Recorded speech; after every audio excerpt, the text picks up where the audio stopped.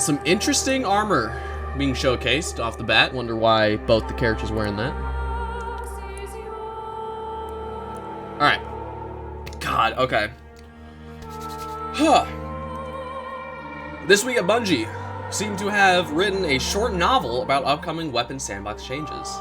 Hello, dear reader. I'd like to kick this TWAB off with a quick word of advice. Never end your drafting phase with your introduction. I've been kicking this thing around for about 15 minutes now, trying to figure out the best way to launch you into yet another mega TWAB worth of sandbox information. Got quite a few changes planned for next season, and we're excited to start spreading the word. Turn the music down a little bit. Go like there.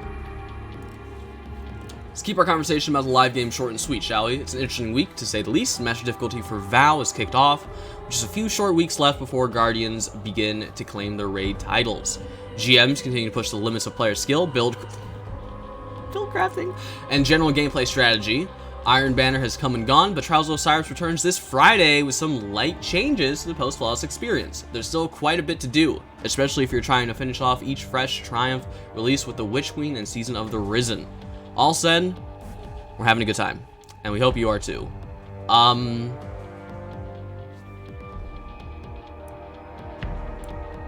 Noted. Even with a solid launch in our sales, the winds of change will always catch up to Destiny. As mentioned, we'll be talking about how those winds are shifting the sands of our weapons sandbox. Some of you know the Destiny sandbox like the back of your hands, in some cases well enough to release a 45-minute video about the intricacies of shotguns. I heard about that. Well, do we have some changes ready for you? I've been known to recommend grabbing a drink of water and a snack for larger TWABs. And this is no different. Take this at your own pace, have a good time, and ask questions once you're through. Our community and sandbox teams will be at the ready to issue clarifications as we can, and will follow up in future posts, TWABs, or other means of communication if necessary. So see a picture? I assumed as much. Alright. In a few short sentences, we'll be passing the mic over to staff designer Chris Proctor. Chris joins us today as a representative of the team, speaking to a few hundred bullets of sandbox patch notes that were developed by a group of ragtag guardians here at the studio. Each of them contributed many hours of their time to get these changes prepped and ready for Season 17 beginning May 24th. We're expecting Crucible strategies to shift a bit in just a few short weeks. I'm interested. For those that aren't in tune with the intricacies of the Destiny sandbox, this will be a lot to take in. You might need to wait a bit for fellow community members to break down some of these changes to be less daunting. From a high level, we're covering the following today. A handful of goals from the team, Glaives, commentary on their design and some plans for future tuning, Flinch and airborne gameplay, and how we're pushing these into build crafting. Tuning one-hit kills in the Crucible, general tuning for special ammo, exotic weaponry, legendary archetypes, and a slew of weapon perks. That dead link is a picture of Alakul dying in Lightblade and Lamau. That tuning for special ammo better be for Crucible stuff. Alright, let's get to it. Proctor, g'day, Guardians. In Season 17, the Sandbox team is making changes across all aspects of the Sandbox to improve the player experience of PvP. Here are the weapon team's goals to support that. Okay, this song, a little more aggressive than the last. Hold on. Let me get down just a little bit. Alright. Introduce levers to tune how players build for airborne gunplay. Destiny has extremely fluid and expressive airborne movement. Excuse me. But that movement must be balanced against grounded players lest it become oppressive. We want players who enjoy that playstyle to be able to build into it, but they'll have to make tough choices about what they leave behind to do so. Successfully engaging in the air will no longer be as simple as put an Icarus script mod on it, but the upside for heavily investing in it will be higher. Oh no. Allow players to mitigate for flinch. Excessive flinch is a frequent complaint for players, most importantly when using primary weapons and taking large chunks of damage from enemies. Players should be able to invest in flinch resistance, and baseline flinch should be lower on primary weapons, but hand-tuned per archetype so that the weapons that need flinch resistance have the easiest access to it. Reduce the number of one-hit kills in PvP. Sandbox overall wants to reduce the number of one-hit kills in PvP, shifting combat more towards primary gunplay, poggers. With weapons, this means tuning special weapons, both the effectiveness of specific weapons and special weapon uptime overall. and one key primary outlier. Noted.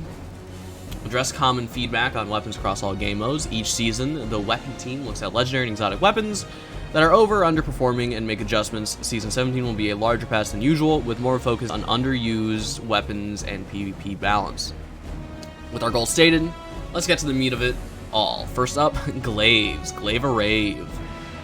We've noticed that several aspects of how glaives interact with weapons and armor perks don't match player expectations. I want to take some time to clarify the intent, the changes included in Season 17, and the logic we'll use for future changes.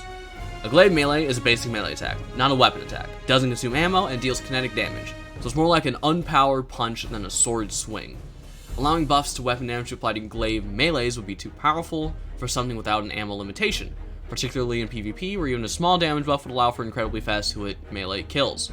Also, in general, we prefer to increase glaive melee damage directly, as we're doing in fact, instead of effectively making weapon damage perks mandatory on glaives. Poggers. Glaives already have a long lunge distance, and increasing this at all results in unreliable behavior over the network. So no melee lunge distance buffs apply to glaive melees. Understandable. Our intent is glaive melees should activate perks that trigger off base melee damage or kills. For example, ammo refill from Grave Robber, weapon damage buff X5 on Swash, ammo refill from sealed Ahamkara grasps. Interesting, I didn't even think of using those with that. Let me rephrase that. I didn't think of using those gloves ever. Glaive melee should not activate perks that trigger off powered melee damage or kills, or require expending subclass melee energy such as Combination Blow or Assassin's Cowl. Glaive melee should benefit from melee damage buffs such as Winter's God. Wait, do they benefit from Winter's God and Worm Gods right now? Because I feel like I would have heard about that, but I haven't. Glaive melee should not benefit from weapon damage buffs such as Rampage, Kill Clip, or Swash. They don't right now. That's going to be interesting if they do then. Interesting. Glaive projectiles should benefit from weapon damage buffs. This is planned. Got it. Yeah, well, I know this was their intent, but, like, you know, it's, it's their goals. It's their goals. Got it. Copy. Well, I was going to say, because, like, these aren't all planned, because, like, glaive melee shouldn't benefit from weapon damage buffs, which they currently don't. This is just what they want glaives to be, so I wasn't sure what is and isn't currently active. So that is noted. With that expectation set, there are some inconsistencies with how these are implemented in-game, some of which we've already fixed, some which we'll look at in the future. Once we have these guidelines consistently implemented in-game, we may look at specific cases where this doesn't match player expectation and do something custom, updating descriptions where needed for clarification. But our primary goal is that players be able to predict how a glaive interaction will work. Here's what we changed during Season 16, largely bug fixes with some quality of life changes. Glaive projectile hits to reach maximum energy decreased from 6 to 4. The melee can now be interrupted by Hunter Dodge. Grave Robber now pulls from reserves on glaives instead of generating ammo. Glaives no longer get stuck in Clang recovery when using a melee attack on each other. Noted. Seal Ahamkara Grasp no longer reload glaives on projectile hit, but does on melee hits as expected. Glaive melees can no longer stun lock high health combatants. Glaive melee kills are now tracked in match history for bounties and so forth. Here's what's changing in Season 17. We're pushing glaives deeper into their roles of hard-hitting melee damage and near-complete protection when shielded, as well as increasing projectile speed to make them more reliable at range. The glaive shield grants 97.5% damages in PvE, 75% in PvP. I was noticing that I was taking a little bit of chip damage when I was blocking in PvE, but most of the time it wasn't noticeable. Increased melee damage versus PvE enemies, except for bosses and vehicles, by 25%.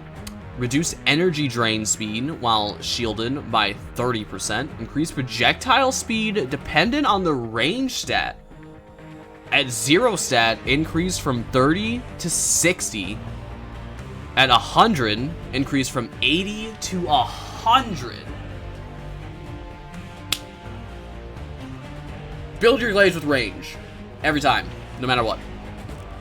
Nice picture. Pictured Guardians holding exotic glaives, which are about to be buffed in Season 17. Exotic glaives have all been buffed. In addition to the global glaive changes, which make it easier to build energy, projectile speed, making landing shots easier, and energy granted per projectile hit, Titan Glaive, Edge of Action. Players now gain a void overshield while inside the bubble. Helm of Saint 14 now applies this bubble as it does for Ward of Dawn. Brother, that's exactly what I wanted. Yes. Warlock Glaive, Edge of Intent. Increased speed and acceleration of the healing turret projectiles poggers. Hunter Glaive, Edge of Concurrence. Tripled the damage of the wave detonation, increasing the number of enemies it can chain to from 4 to 8. That's a double. Bro, those are big buffs. I don't know if they're still going to be good, but like, I'm excited. They might be pretty pog now. I don't know. They might still be extremely niche, but they have a lot of potential at least. They have a lot of potential. Might not do it, might not make them good, like super good, but the amount of potential is brimming. Oh, did any of your images load? So far, no. They're all weird links that don't work. Don't you get the other glaive patterns from Wellspring? Yes. Yeah. You get the exotic glaive patterns from Wellspring after your first one. Yeah. Oh, are they all loading for you? What the? It's cringe. Ew, Global David. changes. Ew, David. Flinch. Aim deflection on receiving damage, typically called flinch, is a common pain point, particularly on primary ammo weapons. Also high-low rage. I forgot to say hi. I just know the walk-on. We've rebuilt the stability weapon. Oh, Jesus Christ. This is gonna... Okay, alright. This is gonna change a lot. We've rebuilt the stability weapon stat to grant... I can't speak. Weapon stat to grant flinch resistance in addition to its other effects, with a maximum flinch resistance of 10% to 25%, depending on weapon archetype. With this change, players can build for flinch resistance more easily on weapons that feel flinch more than others, and less so on special weapons, which we don't want to be easier to use when under fire. From internal playtests, you may not feel the difference when using just one source of flinch resistance, but when stacking 2 or more sources, the benefit is strong. Note that higher zoom weapons are more affected by flinch, which we took into account when tuning these numbers. Here's the breakdown for flinch resistance with 100 stability. 25% for autos, smigs, and bows, 20% for pulses, scouts, sidearms, and MGs, 15% for hand cannons and traces, 10% for fusions, shotguns, snipers, GLs, both breach and drum, linears, both special and heavy, and rockets. Note that a stability stat of below 20 will technically have a small flinch resistance penalty, but only around 5 weapons have a stability stat in that range. Mentioning here because it's a related change, the resilience character stat now grants flinch resistance of 0% at 0 stat, 10% at 100 stat. Titan's still pretty pog, love to see it. Examples. Note that source of flinch resistance stack multiplicatively. A 100 stability stat Suros pulse rifle with Suros synergy active, 10 resilience, no distractions. Okay, you're putting in a lot of variables. Probably should have started like a control with just one active or something like that, but all good. Gonna start from the beginning. I'm assuming this is syncopation. A 100 stability stat Suros pulse with Suros synergy active, 10 resilience, no distractions, and 2 unflinching pulse armor mods while buffed by rally barricade is 0.8, 0.8 times 0.9, sorry, 0.8 times 0.8 times 0.9 times 0.65 times 0.7 times 0.5 equals 0.1 x, i.e. 90% flinch resistance. Okay, that is noted. A 70 stability stat hand cannon, 5 resilience, 1 unflinching hand cannon armor mod, 0.91 times 0.95 times 0.7 equals 0.61, i.e. 39% flinch resistance. Okay. I know that I can understand all these things. I punched Mike. I know that I can understand all these things that you're saying. She still probably should have started with the control. I don't know if everyone's going to be able to follow all that. But even for me, I wish you started with the control. Just like one thing, and that's it. But it's fine. That is in fact noted. Okay. Anyways, onward. Airborne gunplay. Oven really said y'all dumb. No, I didn't say y'all dumb. I play this game so much, Gab. You know that. And I know that not everyone plays this game as much as me. I know a lot about the background numbers, and not everyone does. So, shushums. Listen. Shushums. It's okay, I get it. Alright. Anyways. Onward. So much math, I hated Lamau. Airborne gunplay. Before getting to build crafting, look at where the scroll bar is, by the way. I just want to point this out. We're only here. Before getting to build crafting, we made a fundamental change to the modifiers applied to airborne. Your primary weapons will have less randomness in projectile accuracy in most cases. You'll have less aim assist instead. Ooh, and will need precise aiming to land your shots without building heavily into airborne. I like that. We've added a new weapon stat, Airborne Effectiveness, which is present on all weapons except those where being airborne doesn't have an effect, swords for example, which maps onto aspects of airborne gunplay using these guidelines. With little to no, so as long as this better be an actual viewable stat in the game. Don't make it not viewable, because so many stats aren't viewable. I will be so sad if it isn't viewable. It probably is. It probably is viewable, but I am worried. With little to no investment, 0 to 30 airborne stat, a character will have a smaller accuracy penalty than retail, but will have significantly lower aim assist. With minimal investment, 31 to 50, a character will have around the same in-air accuracy as Icarus-equipped weapons do currently, but with noticeably lower aim assist. With substantial, 51 to 70, better accuracy than retail weapons with Icarus, with fewer misses due to randomness, but with reduced aim assist. With specialized, 71 to 99, will have no airborne accuracy penalty with very slightly less aim assist. With full investment, no airborne accuracy penalty and the same aim assist. Interesting. Does this mean airborne assault is coming back? No, maybe. I hope not. But, you know, I could see the relevancy of it. This stat has been hand-tuned on all exotic weapons, everything that's shipped in Season 16 or 17, and everything that's ever shipped as Trials of Osiris or Nightfall loot. Older legendary weapons have a default value set per weapon archetype to a value just below the middle of the allowed stat range. Noted. This will be a hidden stat as Season 17 launch, similar to aim assist and recoil direction. You'll be able to check the stat on specific weapons on a specific weapon through the API, and in Season 18, several previously hidden stats will be visible on the weapon inspection screen. Okay. Season 17, gonna be kind of cring. Season 18, though, being the complete opposite direction, very poggers. Love to see that. They're actually bringing the hidden stats, at least most of them, into viewable. That is great. However, Season 17 itself will be a pain. More hidden stats for Armin me neurotic over? Yep, indeed. This stat influences several aspects of airborne gunplay. Aim assist cone penalty angles, auto aim angles, reticle friction adhesion angle, a high penalty to this angle at 0 stat, and a low or 0 penalty at 100 stat. Accuracy cone penalty angle for primary weapons, a lower penalty than currently at 0 stat, 0 penalty at 60 to 100. Accuracy cone penalty for, This is the Caretaker music. I never figured out which track was for Caretaker. This is the one. It's called Parasitic. Noted. I think it is, at least. Maybe not. I don't know, actually. Accuracy cone penalty for... Did I read one of the primary weapons? A lower penalty than currently at 0. Yeah, I read that. Accuracy cone penalty for special weapons. A slightly lower penalty than currently at 0. 0 penalty at 100. Headshot aim assist. 0 at 0 stat. 1 degree at 100 stat. Slug shotguns, linear fusions, and machine guns. 0.5 on snipers. This controls how forgiving headshots are while airborne. If this is 0, you must be pinpoint aiming precisely at the head to get the headshot. Otherwise, you'll get a body shot even if your aim assist cone overlaps the head. Previously, while airborne, players would get full aim assistance for headshots provided their aim assist cone overlapped the head at all. Interesting.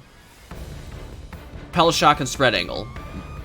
That looks like minus plus. I know it's like a dash, but it looks like a minus plus. Pellet shotgun spread angle. Plus 25% at 0 stat, 0 at 100 stat. More shotgun spread, a low airborne effectiveness stat. What this means overall is that you'll get fewer misses due to randomness from the accuracy cone while airborne, but reliance on aiming is much higher at low stat. To make this easier, you'll need to build into airborne. With decent aim, you'll land more body shots instead of crits. Yeah, so long story short, much less randomness while airborne. However, much less aim assistance while airborne is the long story short. I'm a fan of that. Before and after, examples of accuracy cone penalty. Hand cannon. Before, 0.667 degrees airborne accuracy penalty. After, 0 stat, 0.450. After, 60 stat, 0 degrees. Sniper. Before, 3 degrees. After, with 0, 2 degrees. 60 stat, 0.8. 100, 0 degrees. The airborne effectiveness stat comes from 3 sources: weapon, subclass, and armor. Weapon. Weapons base airborne effectiveness stat with ranges varying from 0 to 10 and 0 to 30 depending on the weapon's archetype. Exotic weapons typically get bumped up, i.e. higher stats than legendaries in that archetype, unless they're already extremely strong. Icarus Grip Adept Grip mod, plus 15. Did I? Oh, sorry. I only read Icarus and Adept mod. I got confused. I was like, what Adept mod? It's Adept Icarus forehead. Certain weapon perks, such as the Hey, remember that thing you said? Certain weapon perks, such as the redesigned Air Assault, valid stat ranges for legendary weapons. Exotics sometimes exceed these. Hand cannon 0-25, sidearm 0-30, auto 0-25, pulse 0-25, scout 0-20, smig 0-30, bow 0-20, sniper 0-5, shotgun 0-5, fusion 0-10, breach 0-5, trade 0-15, rocket 0-10, machine gun 0-20, linear 0-15, drum 0-20, glaive 0-15. No one's actually going to remember any of those numbers. Reading it quickly because whenever everyone wants to know them, they're just going to come back to TWAB and look themselves. Higher tiers of legendary weapons. Trials, Raid, Nightfall use the upper end of these ranges, as with other stats. Some examples of exotic weapon outliers. Sweet Business, starting out strong, 27. Merciless, 15. Good Luck charging Merciless while airborne. Fighting Lion, 12. It's a GL. Sunshot, 27. Skyburns, 35. Rat King, 30. Huckleberry, 33. Ace of Spades, 14. As an example of an exotic that is already plenty strong enough and doesn't need to excel here. The Chaperone, 1. You love to see that. Ditto. Thunderlord, 26. Traveler Chosen, 25. Redacted, 29. Some examples of hand-tuned legendary weapon stats. Frontier's Cry, 19. Deliverance, 9. Submission, 27. Silicon Aroma, 4. Understandable. Cantata, 12. The Messenger, 20. Hung Jury, 22. Raghild. That's the Hake Shotgun. 3. Igneous Hammer. Igneous Hammer, 23. Surprisingly up there. Surprisingly up there for Igneous. I was expecting that to be a single digit. Subclass. Heat Rise's ability. Plus...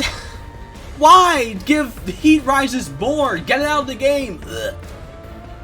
Hate it. I hate fighting AC 130s. What are these numbers for? These are the base range of air... Was it effect? I think it was airborne effectiveness, right? Yeah, these are the base airborne effectiveness stats on guns. These are the base stats. Without anything else affecting them. Subclass. The Heat Rise ability. Plus 70 while Heat Rise is active. I.e. on consuming your grenade. 70 is a big number. Tempered Metal ability. Plus 20 after getting a soul. Okay, hold on. That's a complete rework to how that works. Tempered Metal, if you don't know what Tempered Metal is currently, is solar ability kills grant increased handling and reload speed. So are they just, unless I'm thinking of the wrong thing, they're just adding plus 20 after getting a solar weapon kill? I guess? Unless I have a misunderstanding. I haven't actually used it in several years because it's actually trash, but you know, I'm pretty sure that's how it works. Interesting. The Whisper of Hedron's Stasis Fragment, plus 20 after freezing a target. No one's going to use it still, I'm going to be honest. Well, I mean, people do use it, but I'm still mad that it's no longer a damage buff. I don't use it personally. Exotic Armor. Armor that revolves around being airborne or works on specific weapons. Grants a bonus or penalty in the minus 50 to plus 40 range, or higher if conditional. Foe Tracer, plus 20 to all. You're really trying, Foe Tracer. Mechaneer's Trick Sleeves, plus 50 to sidearms. That's kind of pog. Oath Keepers, plus 40 to bows. Lay Monarch, still out here. Sealed Hamkar's Grasp, plus 50 to all for 5 seconds after melee hit. Lucky Pants, 20 to hand cannons after readying a hand cannon. Stompies, minus 50 to all. Poggers. You'll love to see that. Get F Stompies, you dumb, stupid idiot. No backup plans. Plus 30 to shotguns. Actium War Rig. Plus 30 to autos and MGs. Hollow Fire. Ooh, Hollow Fire's plus 20 to all. Hold on. They're taking... This is the second time a Titan-related kit is being tuned to being more airborne without reason. How much airborne is going to be in Solar 3.0? Tempered Metal currently has nothing to do with airborne, yet it's being added to airborne. Hollow Fire currently has nothing to do with airborne, and yet it's getting added to airborne. How much airborne is going to be in Solar 3.0? Am I going to want to die? Probably. Lion Rampant, plus 50, hip fire only. Peacekeepers, plus 40 to Smigs. Peregrines, plus 20 to all. I guess, now Peregrines get a pass because they're already about being airborne. I've Done the World, 15 to all. Astrocyte, 30 to all. Ophidian, 10 to all. Those are all just general exotics. Those aren't related to anything at all. Solar 3.0, all classes get heat rises. Please don't. Necrotic grips plus 30 to weapons of sorrow. I like that. That's neat. That's cool. That's just a very specific thing. Aren't the only 2 weapons of sorrow Thorn and the Smig? Am I forgetting any? Isn't it just Thorn and Smig? What if they... Oh, are they going to add more weapons of sorrow? Pretty pog if true. Wings of Sacred Dawn, 50 to all. Boots of the Assembler, 30 to Lumina. Redacted, 30 to fusions and... There's going to be a new piece of exotic armor that does something with fusions and linears. Considering how strong Reed's is right now, I'm concerned. I'm concerned. That's all there is for now. Gotcha. I wouldn't complain about another weapon of sorrow. Would not complain about another weapon of sorrow.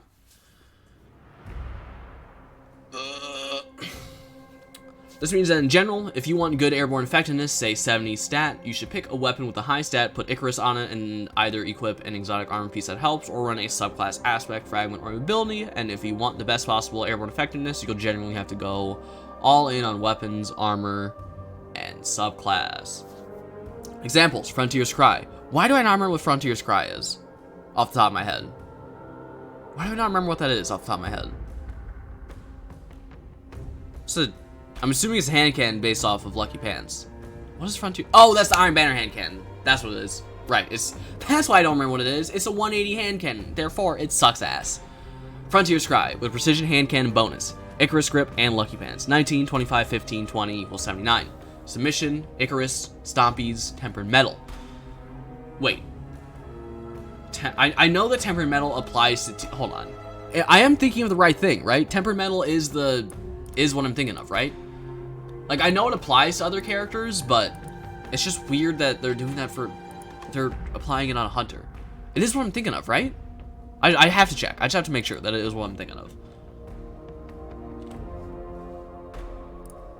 Right? Yeah, Tempered Metal slower ability kills grant you and nearby allies bonus movement and reload speed. Oh, it's movement speed. It's probably just a modifier because it does affect handling as well. Interesting. It might be a fragment, honestly. I'm also thinking Solar 3.0 is going to be next season. I know that they were teasing Arc 3.0 with the spear, but there are so many changes in here for next season that are about Solar things, and there's so far nothing about Arc. Nothing. And there's a lot of Solar stuff. So I don't know. I'm leaning back towards that. Towards Solar being up next. Okay, anyways, back to it. Submission, Icarus, Stompies, and Tempered Metal. 27, 15, minus 50. 20 equals 12 airborne effectiveness. Teraba, Peacekeepers, Whisper of Hedrons. 23, 40, 20, 83. Skyburner's Oath and Heat Rises. 35, 70. Lamau, imagine using it. Imagine using Skyburners. I punched the mic, all good. If it's not Solar. I'm excited for Solar just because there's so much useless Titan Solar stuff right now. So, I'm excited for it if it is Solar. Alright. No Pixies. I apparently have pictures now. No Pixies. This is a big weapon systems change. We'll be monitoring how it rolls out and expect to make adjustments post-ship. For fun, here are some graphs showing the most used armor exotics across each class. We'll be watching data and feedback once these changes are live to see how things shift. I really want to see this. Can I refresh and get those? I really want to see that. I really... Poggers!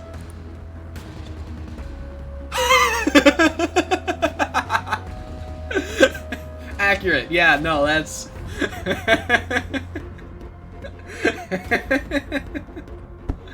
Oh, God, if that isn't the truest thing I've ever seen. Remember how I always complained about Stompies being extremely overpowered? Here's the data to back it up. I mean, like, what more is there to say? What more is there to say? Please nerf them. I'm glad they're getting the airborne accuracy nerf. That's good. Titans. What do we got? What is this? These are... Some of these colors are very similar. Like feedback fence and... I think that these have to be Dune March. There's no way that much feedback fence is getting used. There's... Okay, a lot of these are very similar. Like, Are there lines in the middle of those blues? Because it looks like there is.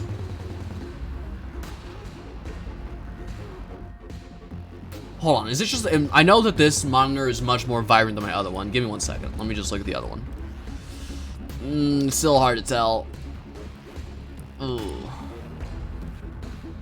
Feedback fence is the first. Oh, they're in order. Oh, okay. Never mind. Thanks. I'm an idiot. Lamau. So, is this Antaeus Wards? This has to be Antaeus Wards, right? No, that's not Antaeus Wards. Is this it? Whatever. It's pretty much more balanced. Lorelei and Mask. Where's Lorelei on this list?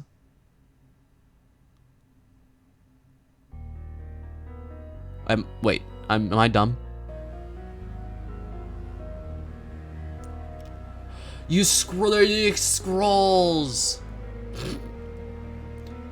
I can't. I see the top of a thing there, but I can't scroll down anymore. So I don't know what the bottom one is, but that is noted because it's like hardly anything. Anyways, Lorelei makes sense. It makes sense. Yeah, that checks out. Or that's Lorelei. I don't know what of them. I can't be too bothered to decipher it. Either way, Warlock. That's pretty balanced for the most part. You know, Dune Marchers and Lorelei getting a lot of views because, of course. Warlock also checks out. That checks out. Where's Transversives on here? Why can I not scroll down more, brother? I can't see Transversives. I'm assuming this is Transversives. I'm going to assume this is Transversives. Or is that... No, that's probably Phoenix Protocol, isn't it? Yeah, that's probably Phoenix. Yeah, that's Phoenix. Why can't I scroll down more? Because Transversives is in alphabetical order.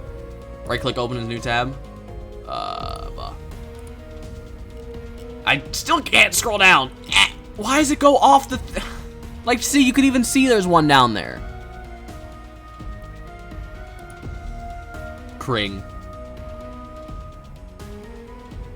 Yeah, the image just cut off. That's annoying. Oh well. They'll probably re-release it at some point with all of it being viewable. But yeah, Ophidian's getting that much usage isn't surprising.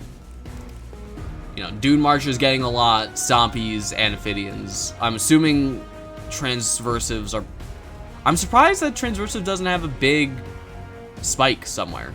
I was really expecting to see more Transversives, but either way. Playlist weapons. Latest playlist weapons drop from Gambit, Crucible, and Strike activity completions. Older weapons are available from vendor rank packages or can be focused. Wait, the latest playlist weapons drop from those. Older weapons are available.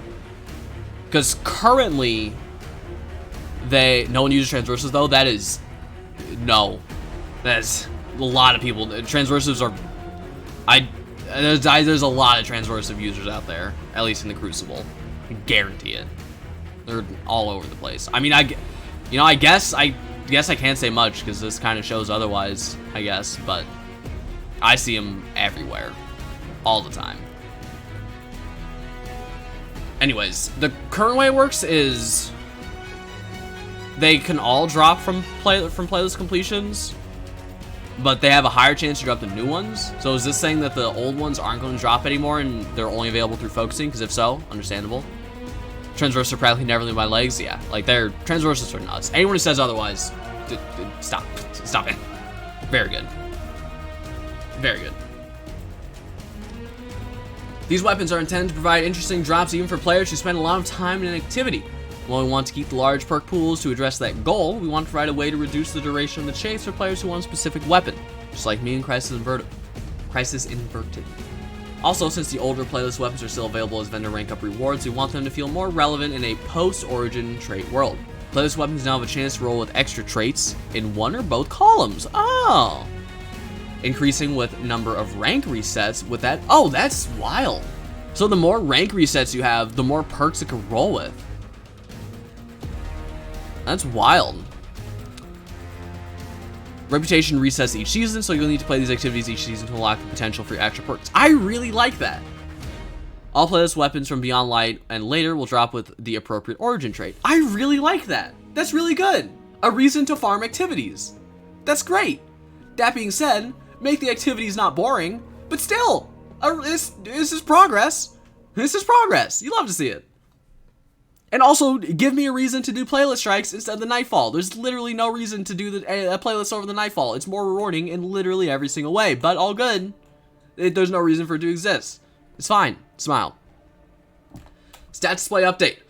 Following the recent change to show numbers for all stats instead of just bars, we've opted to change the stat display on weapons to more clearly reflect their capabilities. All weapon stat bars now range 0 to 100 instead of being limited to some range in the middle of the stat bar. This change eliminates rounding and other errors, particularly on adept weapons, masterworks, and enhanced traits, and better conveys the bounds a weapon stat can exist within.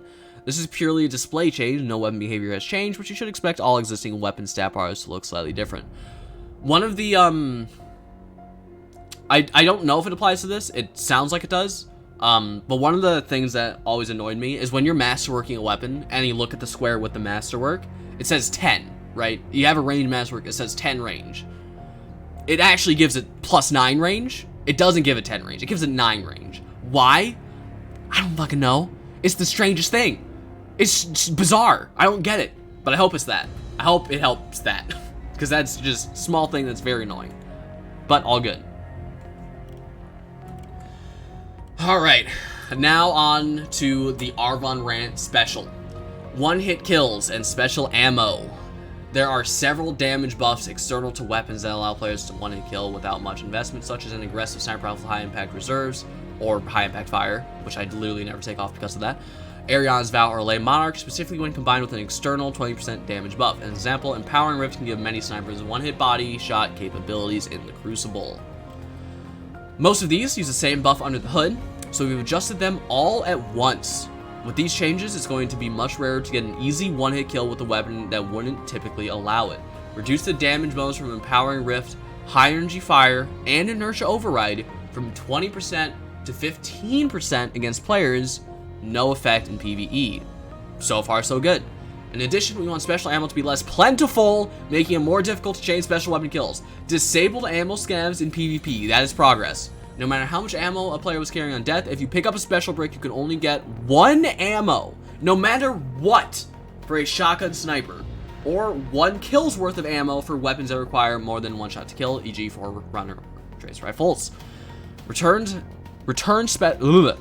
several special weapon archetypes and exotic weapons, see below, with the general goal of reducing the effectiveness and uptime of special weapons bars. Love to see it. Love to see it. They missed Sun Warrior. Reduces damage bonus for Empowering Rift, High Energy Fire, and Nurture Override. Yeah, it doesn't say Sun Warrior, does it? I'm gonna hope that's a typo. And they forgot it. Because if they didn't... Onwards. Archetypes. Special weapons, and particularly shotgun and fusion rifles, are responsible for more one-hit kills than we'd like in PvP. I've been saying this for years. We still want them to be an option, but less ubiquitous. Less effective at multiple ranges, and with lower uptime. Poor Glaves. They were like, I'm here for a while, and then just dropped. What's that color? Trace rifles. Yeah, that's fair. That's fair. God, Jesus, shotguns. Unfortunate for 6v6 casual stuff, but it's improvement for 3v3. I wouldn't even say it's unfortunate for 6v6. The less one shine there is in Crucible, the better. Where's Forerunner? Good question. Good question. Good question. Special weapons. All special weapons have had their in-air accuracy significantly reduced. While we are okay with encouraging players to build into using their primary weapon more effectively in the air, we do not believe a prevalence of airborne one-hit kill options is good for PvP. Get effed. Snipers. Special weapons have a slightly larger airborne accuracy penalty than primary weapons at 0, reduced to 0 at 100. Special weapons have a, this is back to airborne effectiveness. Special weapons have a similar airborne aim assist code penalty to other weapons, around 50% and 0, and this penalty can be reduced but not entirely removed by investing in airborne effectiveness. Sniper rifles are fairly slow to ready, stow, and ADS, which has made snapshot feel mandatory for many players. Reduced slow, ready, and ADS times by 10%. All snipers are now snappier. There's a matching change to snapshot below. Snipers have less access to ammo than shotguns and fusions, where kills drop ammo right in front of you, so we think ammo scarcity will prevent snipers from spiking. Interesting. I want to know... I punched Mike. I want to know what this thing is they're talking about with snapshot. I mean, just a bonus 10% handling for everything on snipers. I'm okay with it. I'm okay with it.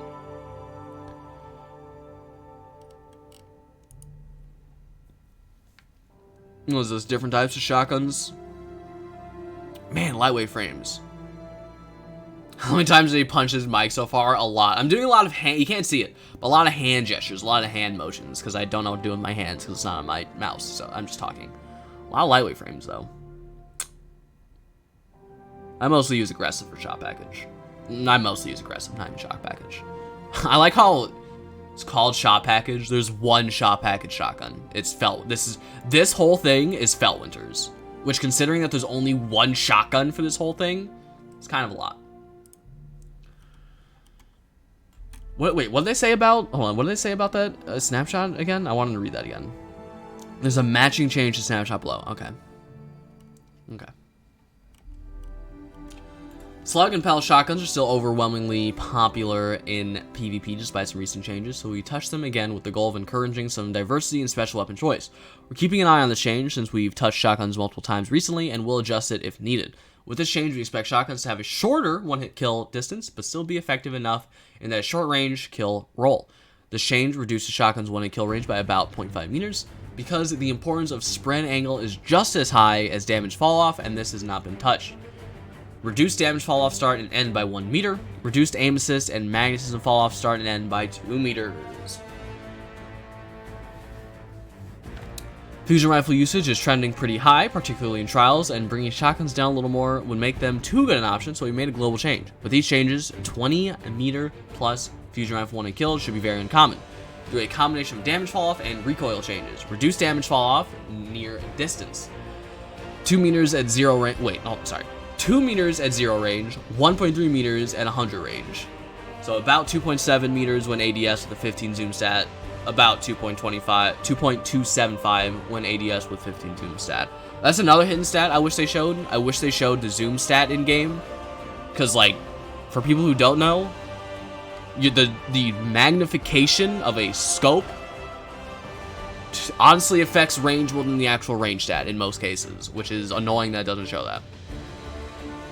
And making shotguns even less worth using in PvE, again, because of PvP noted. I don't really think so. I don't think anyone's using shotguns in PvE to kill ads in the first place, and if you're using a shotgun to do boss damage, you already have Lunafactions and it's a slug, so I don't think this affects anything in PvE, really. They would need some more serious changes for this to even matter in PvE. Because, I'm gonna be honest, no one uses shotguns in this way in PvE in the first place. You know, no one's stretching their range in PvE. You're gonna be close enough to do max damage anyways, because most of the time, like, if you're using a pellet, which, who does, you might be using a trench barrel, which are already close enough for punching. So. But then again, who even does that in the first place? Reduced damage fall off far distance. 1 meter at 0 range, about 1.35 when ADS with 15 zoom. 1.3 at 100 range, 1.75 when ADS with a 15 zoom stat. Yeah, these also might be PvP specific. I don't think they mentioned that they are, but they might be. Reduced recoil. I'm exhausted. God, I'm exhausted from reading these specifics already. Jesus. Reduced recoil scalar variance between 0 and 100 stability. 0 stability unchanged. 100 stability increase from that to that. Great. Thanks for the specifics that definitely matter. Yeah, the recoil on a F and that does matter on a fusion, but still, I'm exhausted. Weapon perks. Percent of time by week. Cartesian saw a lot back in the day. You do have big shoes to fill. Reddit, tell me how to feel. Reddit.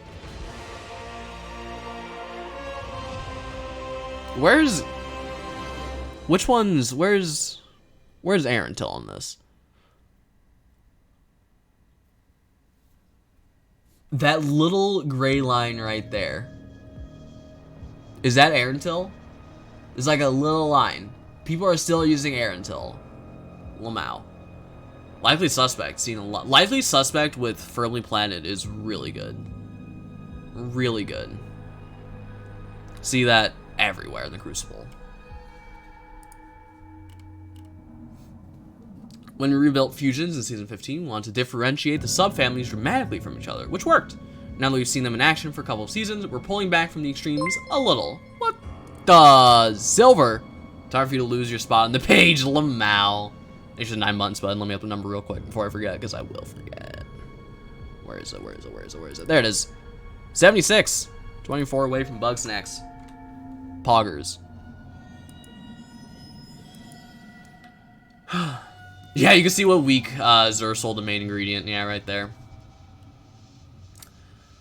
Now we've seen them in action for a couple seasons, we're pulling back from the extremes a little. With these changes, fusion rifle subfamilies are still very different from each other, but high impacts are stronger and rapid fires and precision should be a little less dominant. High impact, reduced unmodified high impact charge time from 1000 to 960. Increased damage per burst by 10. That's interesting. Interesting. That's potential. Those are some big changes. I'm curious about that. Precision. Increased unmodified charge time from 740 to 780. Rapid fire increased unmodified charge time from 460 to 500. Decreased damage per burst by 20. Yikers. That's aggressive. That's aggressive. This is very aggressive. Alright. New charge time and damage per burst for all fusion rifle subfamilies. High impact 960, 330. Precision 780 to 280. Adaptive 660, 270. Rapid fire 500, 245. Yikes. Yeah, rapid fires.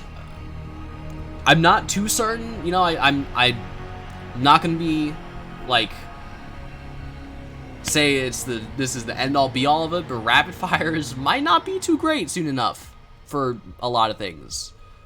Minus like a killing shit boys. We'll see. We'll see how it goes. Besides Divinity, trace rifles aren't as popular in hard content as we want them to be. Particularly want damage type reworks of the oldest 3 trace rifles to have a chance to shine this season. And they're also more affected by disabling scavenger armor mods than other special weapons. With this change, there are better use of special ammo against non-red bar targets. Increased trace rifle damage against non-red bar combatants by 20%. Increased ammo picked up per special ammo brick from 18 to 30. I mean, cool. It's not gonna...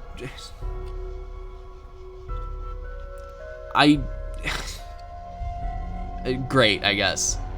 Yeah, they graduated from trash to manageable trash, I think. Like, I don't know. A 20% damage buff is great and all. I don't think it's gonna be worth using still. I really don't think it's gonna be worth using still. Like, it's gonna be neat, but it's not gonna be worth using, I don't think. Primaries. Autos and pulses aren't as competitive as we'd like in mid-range, and lightweight pulses are too hard to use to hit their optimal time to kill. With these changes, we expect autos and pulses to better compete with hand cannons in mid-long range and outrange standard zoom SMIGs. Autos increase damage fall off near distance by 0.75 meters. Pulses increase damage fall off near distance based on the range stat.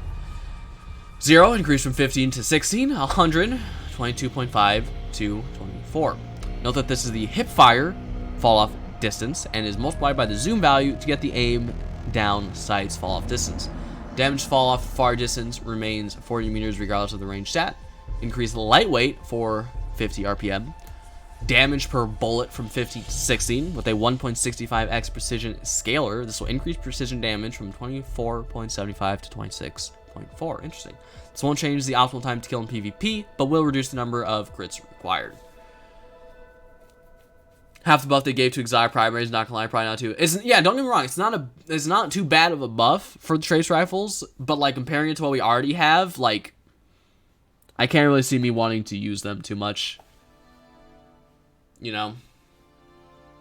Because like it's for non-red bar enemies, you know, so you're gonna be using it against majors and bosses in order for that to actually be effective. So like it's gonna be great because Divinity's gonna do more damage, you know? When you're fighting a boss, that's cool, but like I'm still not gonna pull out Cold Heart to kill a champion. So Shrug. Zoom is too important a factor on Smigs, and Smigs with low zoom don't feel competitive in PvP. We've reduced this variance in zoom, brought the base zoom up from 13 to 14, and extended the damage fall-off distance. With this change, several standard zoom Smigs will be more competitive, but this does make the inaccessible Smig with highest perk trait RNG Multimech compete less with autos, and it will no longer straight up outclass every other Smig in PvP. So wait till they put out unstopped trace rifles, and that will be some good incentive. Thinking of Agger's Scepter benefits from the most for not. Yeah, I guess Agger's Scepter, if you do like the supercharge like big boy beam against bigums, in that specific case, that actually might be pretty pog. I didn't think of that. That might be pretty pog. But like in standard Agger's usage, I'm still not using it against bigums. But when the supercharge is active, you know, then it might find some value there. Excuse me, 1 second.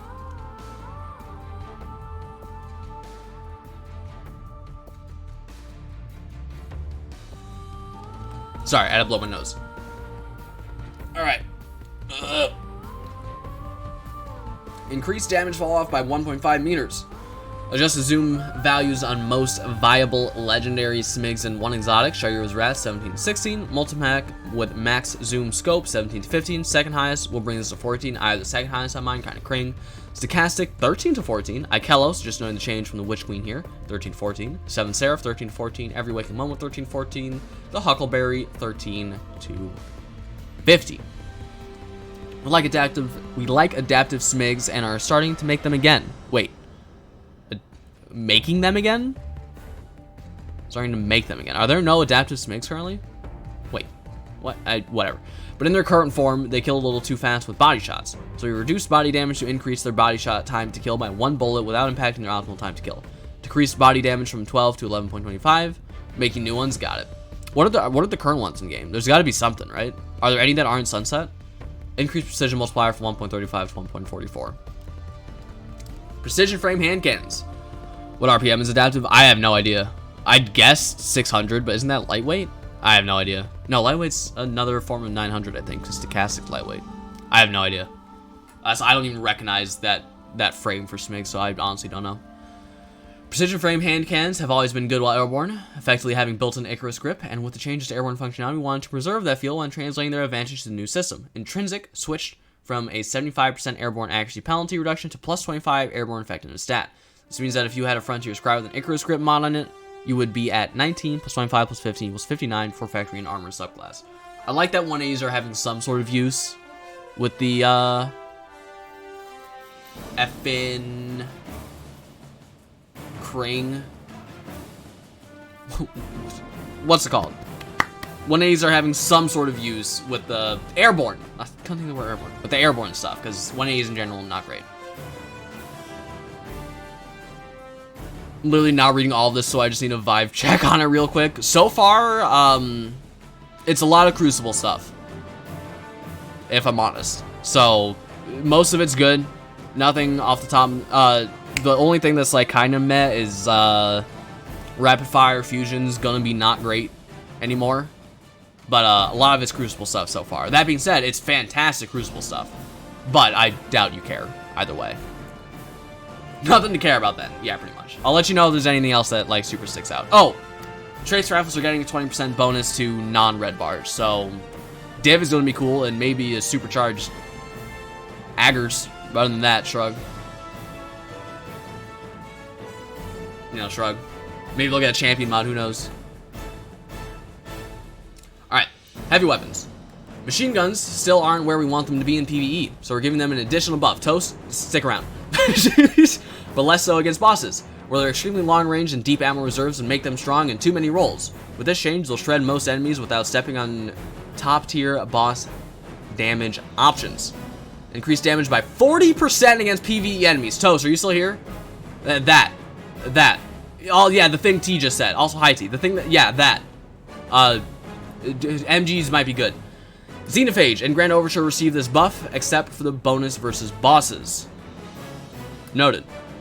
Sword stats have been inconsistent for a while now, so we've tidied all of these up, mostly cosmetic. Fixed several inconsistencies in stat display between different swords. This is no gameplay impact. Increase the charge rate stat of Soul Scar from 20 to 50 to match Temptation's Hook. Noted. Rocket launcher subfamilies. I don't know what that is. That picture down there. Rocket launcher subfamilies weren't differentiated enough by the previous change, so we've made the differences more extreme. With this change, we expect there to be a more marked trade-off for the intrinsic tracking and precisions and a greater benefit for the other subfamilies, specified relative to the baseline, i.e. high-impact rockets. Precision, minus 10% damage, both impact and detonation. High impact, no change. Adaptive and aggressive, plus 10%. Interesting. Interesting. Thunderlord time again? I hope, you know? 40% is a big buff. I will say, for those of you who have not swapped from the Izanagi's Palmyra meta to the Reed's Regret, it's time. Because Palmyra's is about to do 10% less damage. So, get on the Reed's train. You're more than welcome. We have cookies, we got some hot beverages, you know, we could accommodate whatever you want. It's time to hop on. Get over here. I'm not getting Reeds? What do you mean, Gab? Just do the Twitch bounties and then focus it. Exotics. All exotics that ship before the Forsaken release now have their kill trackers visible by default. Poggers. Fighting Line needed a bit more of a buff, so we improved its reload speed when Thin the Herd is active a couple of releases back, and now we're increasing its blast radius and damage, okay? With this change, it should be easier to get the damage you need to trigger its perk. Reverted the Season 15 Breach GL blast radius reduction, but just for Fighting Line, i.e. increased blast radius by 0.4 meters, increased damage by 5%. Neat. Most of the adaptive SMGs were Soros SMGs. Poggers if we're getting some more Foundry weapons of any variety. Happy about it. Eyes of Tomorrow. As Ray Exotic, ought to be better against tough PvE enemies. With this change, it's a solid option in this role, particularly with the adaptive ordnance perk active. Increased damage versus bosses and champions by 30%. Interesting. That's a big increase. It's a big increase. I honestly have no idea how much damage it does by default. I can't say how this stacks up against Galley and other rockets because of that. If I knew how much it does by default, I might be able to comment, but I have no idea. Because, like, my initial impressions is it's probably still not going to be better than Galley and two very well-rolled rockets. But I don't know how much it does base, so I have no idea how that impacts it. I'd have to know more. Levy's Breath always felt like it should absolutely wreck champions, and using its first shot to stun and unstop without it doing much damage felt bad. Archer tempo from his Callus is significant on paper, but in practice that draw speed buff isn't as noticeable as we'd like. Overall, we hope these changes make it feel a bit better against all types of champions and other tough enemies in hard content. Archer's tempo perk from the Callus now has increased effect just on this weapon. Standard draw time scaler for Archer's tempo is 0.75x. It is now 0.5625x, almost double. I think. Yeah, kind of. It's close. From 0.75, it's almost double on Levy's Breath. Interesting. Interesting. Add a small delay before detonation on champions, mini-bosses, and bosses allows the impact to stun and unstop, and then the detonation to deal bonus damage against the stun champion. Damage changed to be more of an even split between impact and detonation, and increased damage across the board by about 50%? 50? 50. About 50. 50. That's a big number. That being said, it's still currently trash. So it's not going to be like, I doubt it's going to be meta or anything now, but it's, keep your eyes on it. Keep your eyes on it. That has one, this is another thing that is brimming with potential. I don't know if it's going to be meta. I don't think it's going to be meta. I highly doubt it's going to be meta. But that's by Poggers. What do you mean short-sighted? Hello? What do you mean? The short-sighted. Hello? What do you mean? That's at least a champion option instead of literally not an option. Yeah. I can see this getting some use in champions like GMs and such. Conflicting reports of it's going to be still trash, but it has potential. Yeah, I make a habit of calling anything that isn't meta trash. I probably shouldn't do that, but it's just a habit of mine. If it's not the best, I call it trash often enough. Not a great thing, but yeah. It's got a lot of potential. I could see it getting some use in GMs, potentially, depending on the GM. Honestly, if there's a Voidburn GM with Unstop, big potential. You do the same thing with foods, this is accurate. Overall damage versus champions is roughly double, even more compared to shooting an unstunned, unstoppable champion. Huckleberry has an underwhelming engagement range. Updated zoom based on the change to baseline submachine guns, 13 to 15. Our experiment with pushing Xenophage into harder hitting but slower firing didn't pan out. So we're increasing the fire rate and adjusting damage back to what it was, poggers. Increase rate of fire from 100 to 120. Reduce damage per bullet to match the previous.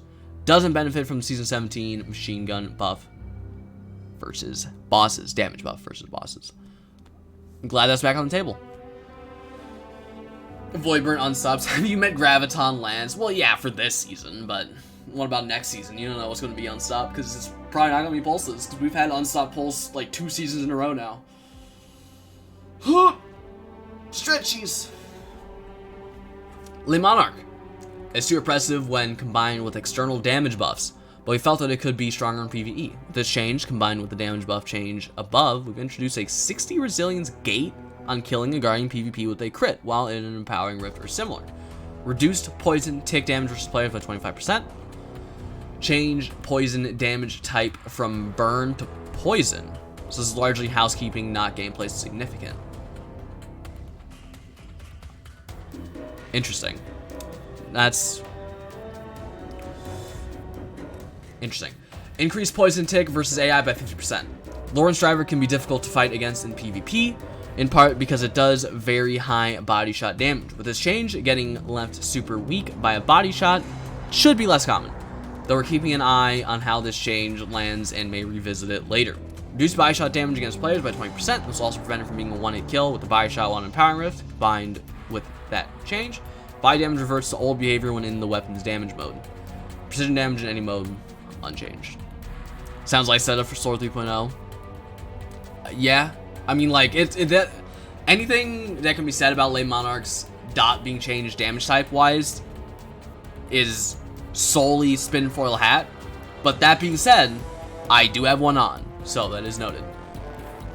Skyburner's Oath felt like it didn't have a niche, except for if this isn't getting intrinsic anti-barrier, I'm mad. Except for airborne memes. So we've made a bunch of changes aiming to improve its ease of use, give it some more utility, and really push it into that airborne role.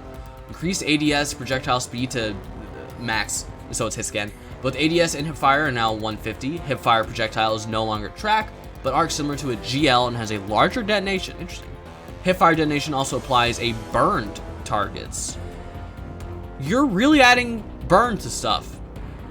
Solar 3.0 is there's just so many different times now where it's like Solar 3.0 is next season. I'm pretty sure it is. There's a lot of things in here that are alluding to that. Hipfire detonation applies burn to targets. Bonus range from the Masterwork has been rolled into the base stats of the weapon. The Masterwork now grants bonus reload speed. Nice, because the reload speed on it was ass. Has the highest airborne effect instead of any weapon, 35. I'm sad it doesn't have intrinsic anti-barrier. Because, like, it already goes through phalanx shields, but, like, just give it effing anti-barrier. Sword 3.0. Remove sword subclass from the game, instead added subclasses based around throwing pies at each other. Pyromancer. God damn it, I hate it here. Last word. Plays very differently on M and K than it does on controller, but the disparity doesn't need to be that large. We're keeping an eye on this one too. Reduce M and K recoil penalty from 33 to 22. Cool. Arbalist. Hey, chat. Remember literally the other day when I was saying get ready for the Arbalist nerf? Yeah.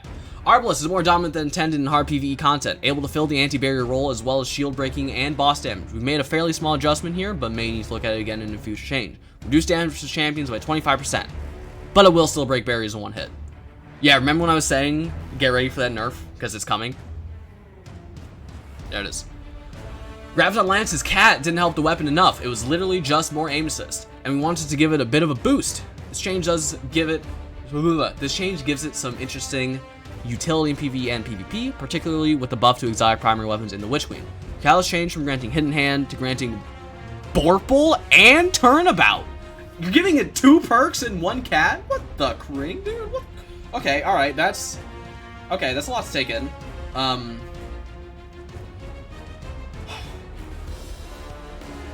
nothing, that's nothing too particular for it to, like, mesh extremely well with.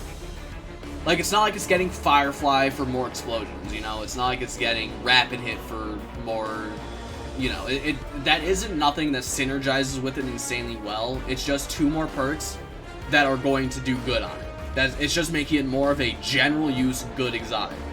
And the thing that's crazy is Graviton is already currently really good.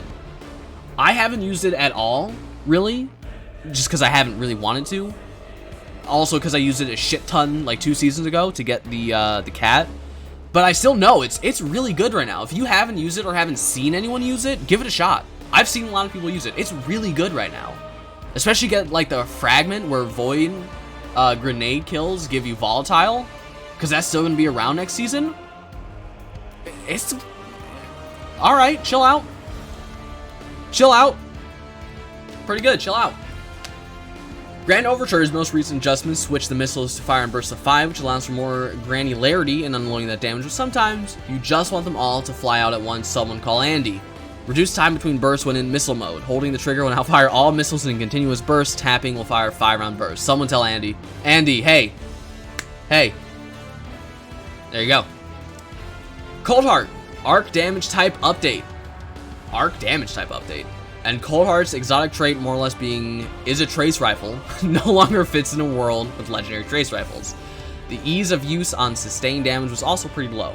Sustained damage creates an ionic trace, and collecting an ionic trace grants energy to all your abilities.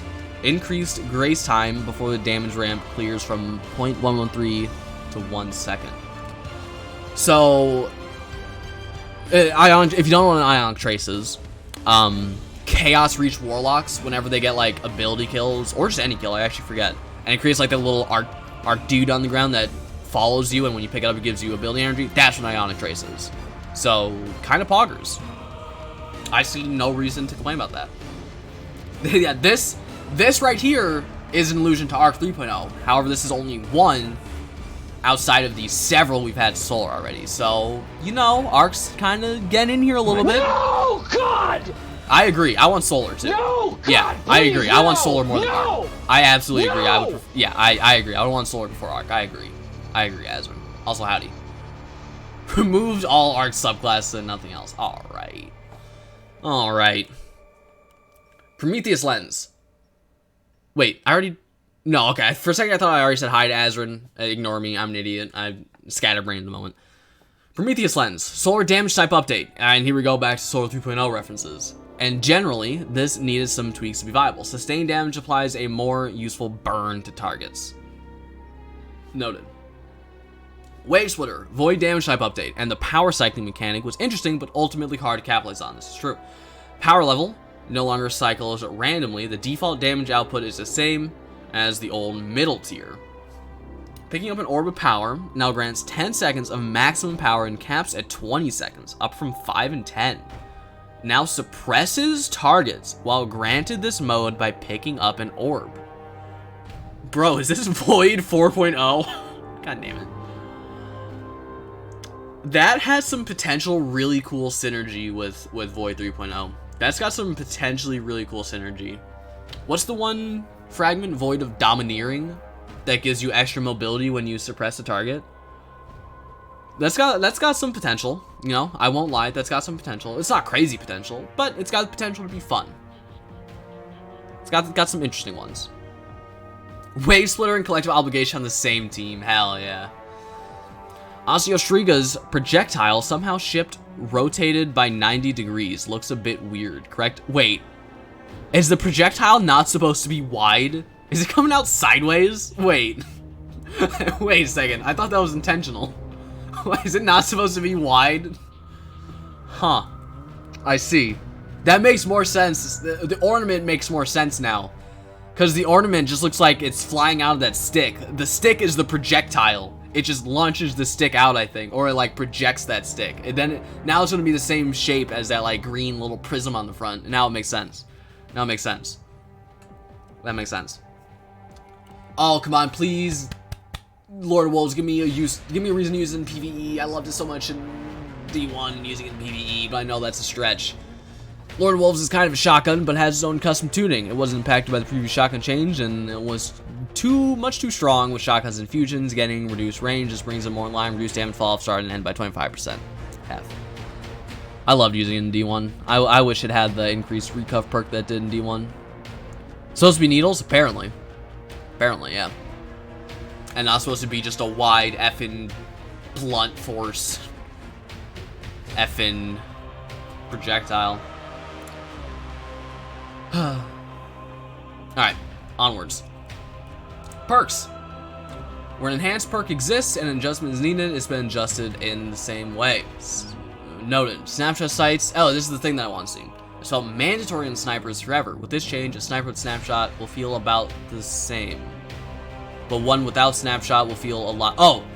My heart stopped. I thought you were saying one with snapshot would feel the same as one without. Okay. Increased ADS animation speed scaler from 0.5 to 0.75 for special ammo weapons. Primary ammo weapons are unchanged. I mean, that's fine. It's still going to be good, but that's fine.